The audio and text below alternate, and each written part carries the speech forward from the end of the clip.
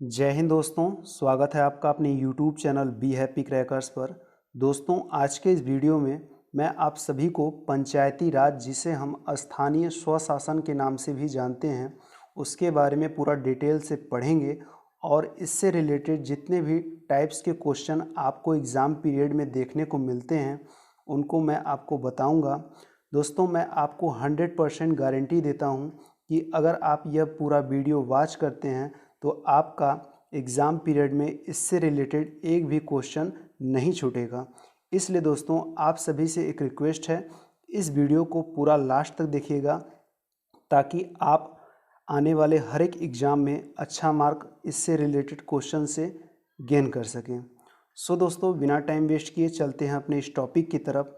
आप सभी से दोस्तों एक रिक्वेस्ट है, यदि आप हमारे चैनल पर नए हैं तो चैनल को सब्सक्राइब कर लीजिएगा ताकि हमारा आने वाला ऐसे ही नॉलेजेबल वीडियो आपके पास पहुंचता रहे और आप अपने नॉलेज को आगे बढ़ा सकें।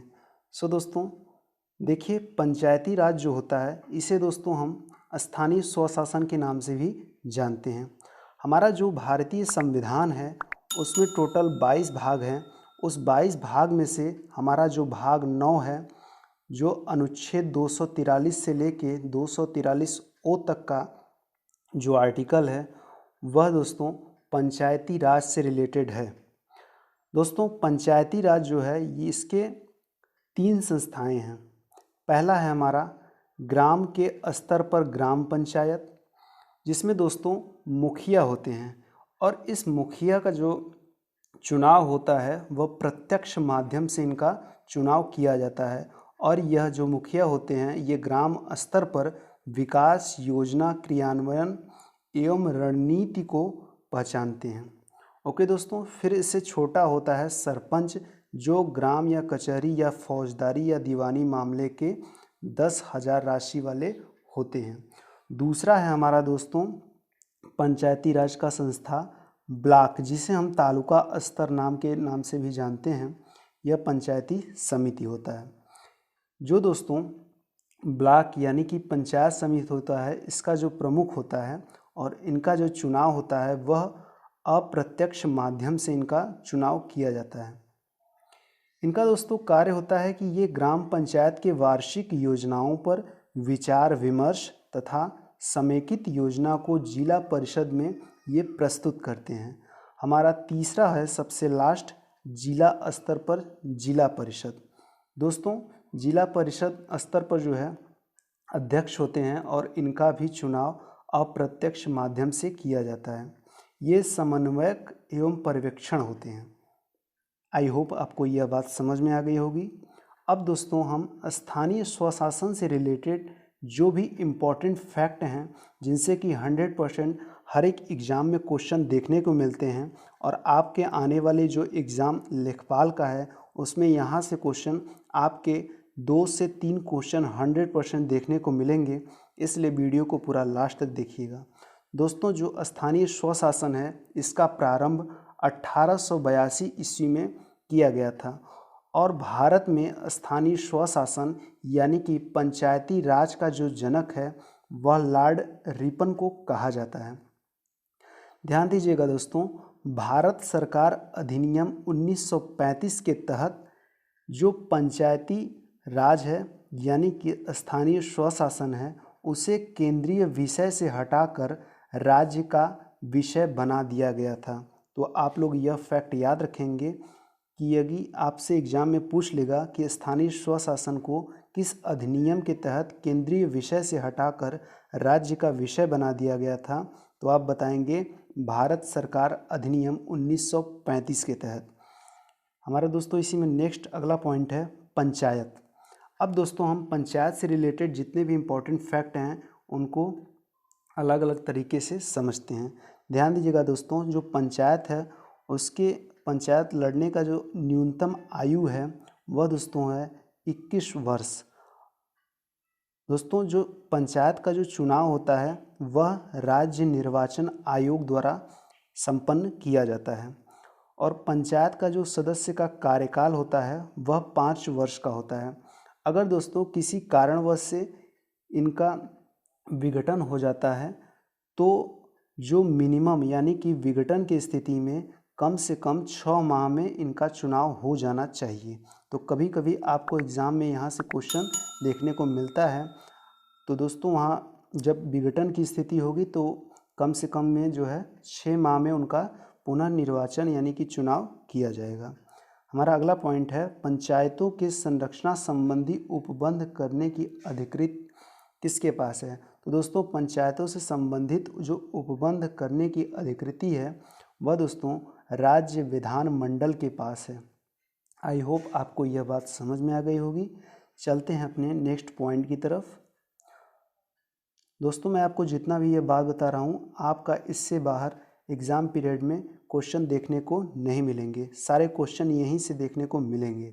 इसलिए दोस्तों इस वीडियो को बार बार डाउनलोड करके आप देख सकते हैं और वीडियो को दोस्तों जितना हो सके अपने दोस्तों के साथ शेयर कीजिएगा और चैनल को सब्सक्राइब करना ना भूलिएगा ताकि हमें मोटिवेशन मिलता रहे और आपके लिए ऐसे ही नॉलेजेबल वीडियो अपलोड करता रहूँ। हमारा दोस्तों नेक्स्ट पॉइंट है इसी में, सीटों का आरक्षण। यहाँ से क्वेश्चन बार बार देखने को एग्ज़ाम पीरियड में मिलते हैं। तो ध्यान दीजिएगा दोस्तों, जो पंचायतों का चुनाव होता है उसमें जो सीटों का आरक्षण होता है उसमें महिला का जो आरक्षण है सीट का वो है मिनिमम यानी कि कम से कम 1/3 होना चाहिए महिला के लिए। अगर हम SC ST के लिए बात करें तो SC और ST के लिए सीटों का जो आरक्षण है वह इनके जनसंख्या के अनुपात में इनको आरक्षण दिया जाता है। हमारा दोस्तों नेक्स्ट पॉइंट है, प्रत्येक 5 वर्ष पर राज्य वित्त आयोग का गठन किसके द्वारा किया जाता है। तो यह राज्यपाल द्वारा इनका गठन किया जाता है, राज्य वित्त आयोग का। हमारा अगला पॉइंट है 73वां संविधान संशोधन अधिनियम 1992। तो दोस्तों इससे रिलेटेड 2 महत्वपूर्ण फैक्ट हैं, इनको जानना बहुत ही ज़रूरी है, इसलिए आप इन्हें बहुत ध्यान से देखिएगा। जो दोस्तों हमारा 73वां संविधान संशोधन है इसे भारतीय संविधान में संशोधन के रूप में संविधान में पेश किया गया था। ये दोस्तों जो डेट है 24 अप्रैल 1993 से 73वां संविधान संशोधन अधिनियम जो है वह पूरे देश में लागू किया गया था। इसलिए दोस्तों 24 अप्रैल को पंचायत दिवस के रूप में मनाया जाता है। 73वें संविधान संशोधन के तहत के बाद जो है पंचायती राज व्यवस्था को संवैधानिक दर्जा प्राप्त हुआ था। तो हमारा जो पंचायत दिवस है वह 24 अप्रैल को मनाया जाता है और इसी 73वें संविधान संशोधन के तहत जो भारत का पंचायती राज व्यवस्था है उसे संवैधानिक दर्जा प्राप्त हुआ था। और दोस्तों अगर एग्ज़ाम में यह पूछ ले कि जो हमारा पंचायती राज व्यवस्था है वह अधिनियम पूरे देश में कब लागू हुआ, तो 24 अप्रैल 1993 से 73वां संविधान संशोधन अधिनियम पूरे देश में लागू हुआ था। हमारा नेक्स्ट पॉइंट है, इसके द्वारा त्रिस्तरीय प्रणाली को मंजूरी दी गई, यानी कि 73वें संविधान संशोधन अधिनियम 1992 के तहत भारत में जो त्रिस्तरीय प्रणाली को जो है मंजूरी दी गई थी और वर्तमान में जो है भारत में जो पंचायती राज का जो है त्रिस्तरीय प्रणाली लागू है। एक बात याद रखिएगा, यदि किसी राज्य की जनसंख्या 20 लाख से कम हो तो वो केवल गांव जिला स्तर पर ही पंचायतों का गठन कर सकते हैं। यही जो है भारतीय संविधान में छूट दी गई है। तो ये पॉइंट आप सभी याद रखिएगा। हमारा नेक्स्ट पॉइंट है इसी में। अब दोस्तों जो भारत का पंचायती राज है इससे रिलेटेड जो इम्पोर्टेंट आर्टिकल्स हैं यानी कि अनुच्छेद हैं उनको हम देखते हैं, जो इम्पोर्टेंट आर्टिकल हैं। तो हमारा जो आर्टिकल 243 है, मैंने आप सभी को बताया था ऊपर कि जो हमारा संविधान का भाग 9 है और आर्टिकल 243 से लेकर 243O तक दोस्तों वह पंचायती राज से रिलेटेड है। और इनमें से जो इम्पोर्टेंट अनुच्छेद हैं उनको मैंने यहाँ पर इंक्लूड किया है, उनको हम देखते हैं। तो हमारा अनुच्छेद जो 243 है, इसमें दोस्तों जो पंचायती राज है यानी कि स्थानीय स्वशासन है उसकी परिभाषा दी गई है। नेक्स्ट है हमारा दोस्तों अनुच्छेद 243A। इसमें दोस्तों ग्राम सभा के बारे में बात किया गया है। अगला है हमारा अनुच्छेद 243B। इसमें दोस्तों ग्राम पंचायत के गठन के बारे में बात कही गई है। नेक्स्ट है हमारा अनुच्छेद 243C। इसमें जो है पंचायती राज के संरचना के बारे में बात कही गई है। नेक्स्ट है हमारा आर्टिकल 243K। इसमें दोस्तों पंचायती राज व्यवस्था के निर्वाचन के बारे में बात कही गई है। हमारा अगला एक नोट है जिसमें लिखा गया है भारतीय संविधान के अनुच्छेद 40 में राज्यों को पंचायतों के गठन का निर्देश दिया गया है। यानी कि दोस्तों जैसा कि आप सभी जानते हैं कि जो हमारा भाग 4 राज्य के नीति निर्देशक तत्व हैं, आर्टिकल उसमें जो 40 है हमारा, वह जो है जो राज्यों को जो है पंचायतों के गठन का उसमें निर्देश दिया गया है। और आर्टिकल जो 40 है हमारा, उसे हम गांधीवाद आर्टिकल के नाम से भी जानते हैं। आई होप आपको यह बात समझ में आ गई होगी। अब दोस्तों हमारा नेक्स्ट पॉइंट है जो हमारा पंचायती राज से रिलेटेड जो इम्पोर्टेंट महत्वपूर्ण समितियां हैं उनके बारे में देखिए। हमारा पहला समिति है बलवंत राय मेहता समिति, दूसरा है अशोक मेहता समिति, तीसरा है PV के राव समिति, चौथा है डॉक्टर LM सिंघवी समिति और पांचवा है PK थोंगन समिति। अब दोस्तों इन सभी समितियों को हम एक एक करके पूरा विस्तार पूर्वक से समझते हैं और एग्ज़ाम के पॉइंट ऑफ व्यू से मैं आपको हर एक समितियों के बारे में पूरा विस्तार से बताऊंगा। आप सभी से दोस्तों एक रिक्वेस्ट है, इस वीडियो को अधिक से अधिक अपने दोस्तों के साथ शेयर कीजिएगा और चैनल को सब्सक्राइब कर लीजिएगा। हमारा दोस्तों इसमें पहला आता है बलवंत राय मेहता समिति। तो ध्यान दीजिएगा कि जो बलवंत राय मेहता समिति है, यह दोस्तों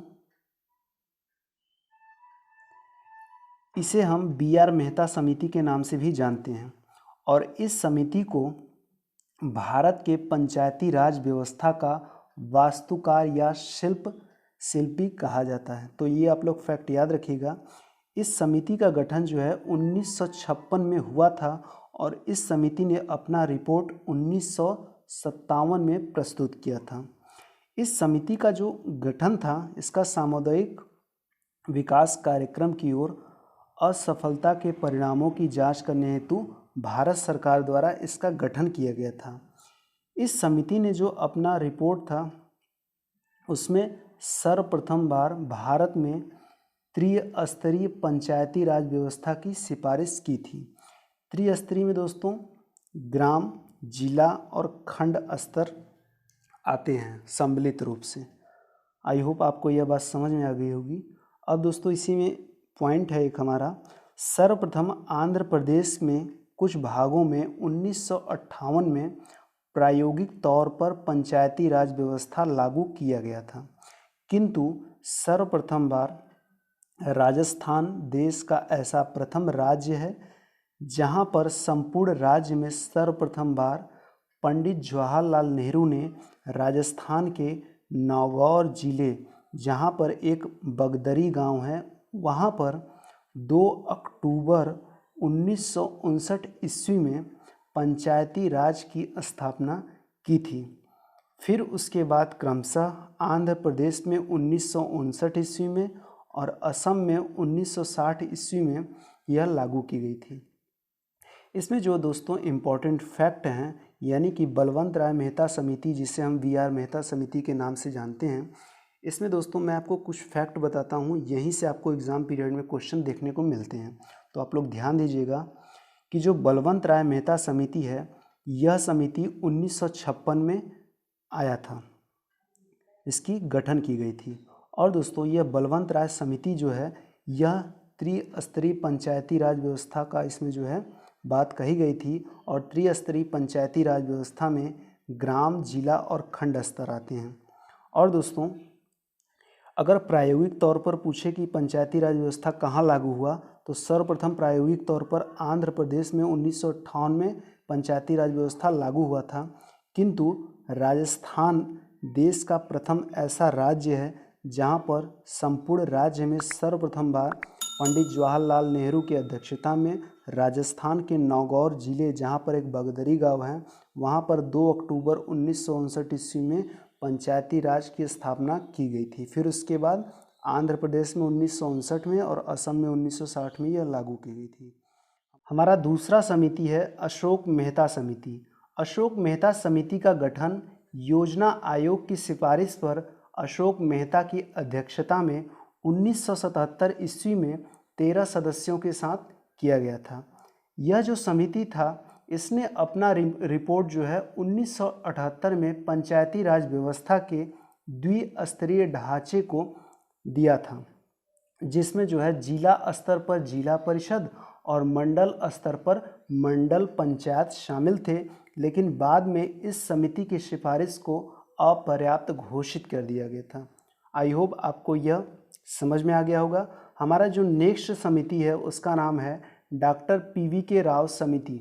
दोस्तों, डॉक्टर PV राव समिति जो है इसका गठन 1985 ईस्वी में योजना आयोग के सिफारिश पर किया गया था।